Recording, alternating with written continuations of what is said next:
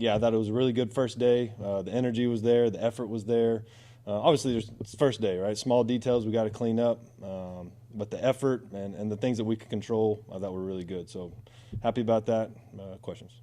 Was it, we didn't get to see practice, obviously. Was it no pads today, I'm assuming? So Yeah, kind of going through all the drills? yeah. No pads, just helmets, going out there, and so that was the main emphasis was taking care of each other. Obviously, going fast and doing your assignment, but staying up.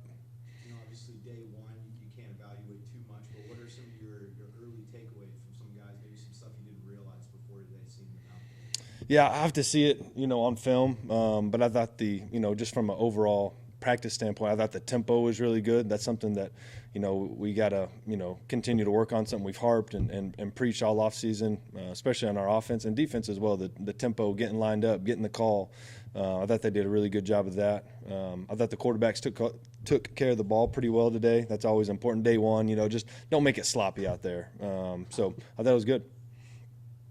Coach, when you're implementing a new offense on day one, what are you trying to focus on with these new players who are trying to adapt to your offense? Yeah, for sure. I think just learning how to practice. I think that was big. Hustling on and off the field. Once you catch the ball, getting two lines. Defensive line, getting lined up. Just because you make a sack, hey, the next play you better get going because we're going fast on offense. So just learning how to practice was the emphasis today.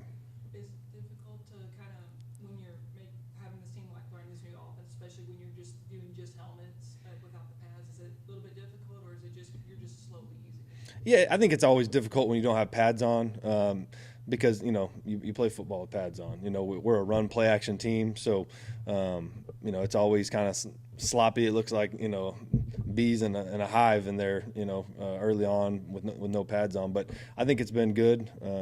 It was a good day one. I thought we took care of each other for the most part, so that was really good. Albeit early, Coach, what are you most excited for out of this group, per se, for them to put on next year? Yeah, I think it's just getting better every day. I don't really necessarily have expectations right now. I don't know what kind of team we're going to have. So just getting better every day and continue to trust the process, and that's all we can control right now. And forgive me if you were asked this in the You're good. introductory press conference, but you are relatively young for the head coach position, but we see the type of success that you had at Incarnate Word and everything. So how can your age kind of, I guess, influence your leadership on these guys? Yeah, I think I can relate to them. I think the energy that we bring as a staff is no one can match it. We got really good coaches. So I think just being able to relate to them and being real with them, and I think that's been really, really positive so far. A lot of eyes are going to be on that quarterback spot. What did all three quarterbacks show to you today, and what are they doing to trying to make it themselves to be the number one starter? Yeah, after I watch the film, I'll have a better answer. But like I said, I thought they took care of the ball pretty well for the first day. We put a lot on the quarterback, so being able to operate and take care of the ball, and day one, everything's moving fast. I promise you, if you ask them right now, they don't know what they're seeing out there. It's just crazy, people moving, bodies everywhere. So I thought they did a good job of taking care of the ball. And on the defense, I know y'all are changing up the defensive scheme. Being first day, what are you trying to implement on defense? Yeah, just the effort, the energy, running to the ball. Obviously, we're not tackling today, but that's something that we'll emphasize throughout spring is learning how to tackle. And I thought that part today, especially defense, it's not there yet where we want it, but the energy, the effort, guys flying around, running on and off the field, I thought that was really good. This is the first time we get to talk to you since Coach David Bailiff's coming back to Texas Yeah. State. What is, despite being new here, what have you learned from him so far, and what does he mean to this program? Yeah, it was huge getting Coach Bailiff back. Obviously, someone I've known for a while and played against him at Rice when I was a player. Coached against him last year, and we'd always end up talking about this place. And so getting him back, he's going to be a great sounding board for us. Great to connect with former Bobcats, and so he's been awesome. Coach Bailiff is a great mentor, great friend, and just happy to have him in our building. He's a winner. We need more winners around here. $4 million donation was just announced by the school yesterday, Yeah. anonymous donation. It's one of a handful of posts we've seen from y'all where donations are coming in since you've taken over. What are you doing differently to invigorate these big time donors to kind of get them to believe in what you're doing? Yeah, I think just getting out there and talking to them. We had a great meeting with those people, and talked about the vision of the program, talked about what we needed to compete at a high level, and Travis Comer and Don did a great job with that, and so I'm just excited, man. This, like I talked about, this place is can do some really special things. We just need more help like that, and it's coming, and we're going to do our part as coaches and players. So it's been really positive. Kam Martin left for South Yeah. Florida. I'm sure you already have a candidate in mind who you're bringing in. When do you plan on announcing that, or what's the situation with the running back? Yeah, we'll announce that here pretty soon. Yep, today. There you go. Today. Good deal. Yep. Finally. Yeah, time. Yep. Coach, what are some of the things that you wanted to bring specifically from your time at UIW up here to this program? Kind of just some of the values that you want to instill early on with your spring ball out here. Yeah, I think just doing everything right in the classroom, in the community, on the practice field, how you do everything, how you do anything. So it's one of those situations where it's been good so far. We just got to continue to get better. I'll ask a little bit of a selfish question for the San Antonio market specifically.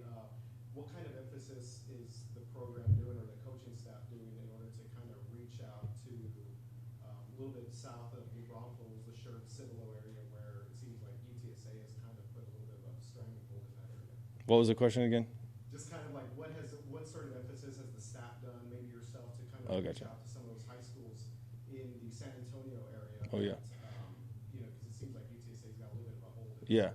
Yeah, we got great connections in San Antonio, obviously with a bunch of our staff being at UIW for many years, and so we got great connections there, and we're going to recruit all areas, obviously put emphasis on San Antonio because it's so close and there's so many really good players there. So definitely, we went by there in our first eval period, and we'll continue to go out there when we go back on the road and call on those guys and get them to camp and get them to coaches' clinics and inviting them to practice. So that part's been really positive. Your signing class got into the 30s, added another one this week. Yeah. It's like 25 guys who Yeah. had spring practice. Who are some of the guys early on that have stood out to you in conditioning leading up to practice and maybe even a little bit today? Obviously our UIW guys, Nash Jones, Jametto, we kind of knew what they were, but they've really done a really good job, maybe taking on more of a leadership role than they have in the past, just because they know how we operate and they know how we do things. I think Drew Donnelly's kind of stood out to me on offense, receiver-wise, really fast, just kind of does everything right.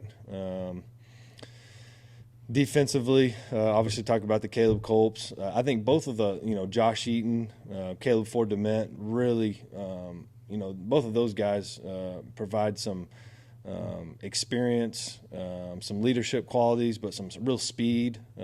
Josh being a longer guy, and Caleb's kind of really taken on that leadership role, in the weight room. He competes every day. I mean, he was running. Obviously, everyone talks about Drew being so fast. He was running faster times than Drew, which is pretty incredible. Knowing Drew ran a 10.3 in high school. So, Caleb's done. He's been big time for us, and I'm sure I'm missing some guys, but those are some guys that kind of stood out to me. What about some of the old guard, some of the guys that remained on this roster from last season to this year? Who stood out to you in conditioning? I think obviously the Ashton Hawkins, he's done a really good job of, kind of making some plays. He made some plays today. I think he's done a really good job of kind of on and off the field, like one of those type deals where he's, buying in off the field as well, which has been really good to see. Torrey Spears has been awesome, even though he's not practicing right now, being a leader.